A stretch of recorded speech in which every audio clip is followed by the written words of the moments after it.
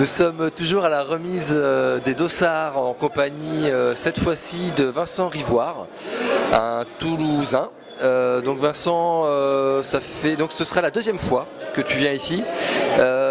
Qu'est-ce qui s'était passé sur ta première édition en 2011 En 2011, voilà, donc j'étais venu il y a 2 ans et ça s'était plutôt bien passé. J'avais adoré cette course, j'avais bien fini, j'avais fini 4e au scratch. Et bon, j'avais vraiment adoré l'ambiance, le terrain, course très, très exotique, très bien organisée aussi. C'est vrai qu'il y a une équipe très, très sérieuse et les conditions étaient assez difficiles, c'était pas mal boueux, mais j'ai adoré ça. Donc cette année, je reviens. Bon. Alors, on te connaît sur des distances et des disciplines un peu différentes. Tu fais des choix, donc là on te voit revenir un peu sur le trail, c'est un choix particulier? Alors j'ai commencé, j'allais dire, il y a longtemps plutôt par le trail et puis j'ai fait des excursions aussi sur course sur route. Bon, j'ai toujours essayé de garder un petit peu un pied sur la course sur route, marathon essentiellement, puis 100 bornes, puis là plus récemment du 24 heures, donc effectivement pas de dénivelé, mais je me suis testé là-dessus. Ça marche pas mal aussi, c'est autre chose, c'est intéressant.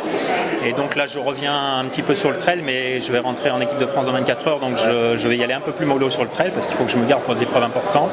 Mais j'ai toujours énorme plaisir évidemment à revenir sur du terrain vallonné, montagneux, des courses un peu exotiques, ça c'est toujours aussi un grand plaisir. Donc voilà, donc là je viens avec moins de, je dirais, de prétention, si je peux dire, de performance qu'il y a 2 ans pour me faire plus plaisir. Voilà. Mais n'empêche que tu as quand même une préparation sur un 24 heures, parce que tu as fait des France de 24 heures, ce que tu me disais tout à l'heure. Normalement, ça peut servir. Complètement, sauf qu'il n'y a pas le dénivelé. Par contre, il y a un énorme foncier, effectivement, donc ça, il n'y a pas de souci. Un petit peu moins de dénivelé, c'est clair. Et par contre, j'ai beaucoup de plaisir maintenant à revenir effectivement dans du terrain comme ça, parce que le 24 heures, c'est des kilomètres en rond et c'est pas pareil. Voilà. Retournons un peu sur la Transmartinique que tu as déjà faite. C'est un grand souvenir?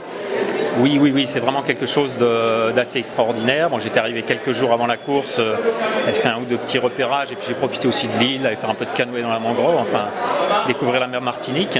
Et puis après la course elle-même, on traverse vraiment une grande variété de paysages, hein, un tiers de jungle, un tiers de bananeraies, de champs de canne à sucre, puis après tout le sud de l'île, les plages. Je me rappelle, j'ai vraiment des souvenirs sous la pleine lune. Je crois que cette année on n'aura pas la pleine lune, mais à l'époque il y avait la pleine lune sur ces plages de sable blanc, souvenirs extraordinaires. Donc là tu espères faire une course plutôt tranquille, on va dire, sans forcément t'attaquer? Oui, je vais partir assez tranquillement à cause de un peu la fatigue que j'ai gardée là, des 24 heures des championnats de France, un petit peu le manque de dénivelé, donc je vais y aller cool au départ. Et puis je suis toujours quand même quelqu'un de très combatif, donc après mais je veux me faire plaisir plutôt que de chercher à tout de suite me mettre dans le dur. Et puis on verra comment ça va se passer. Voilà, donc pas de grosses prétentions, mais je vais pas là non plus juste pour je vais pas pour marcher quoi. Bon. Très bonne course alors et à samedi soir. C'est très gentil, Alors à très bientôt. Merci.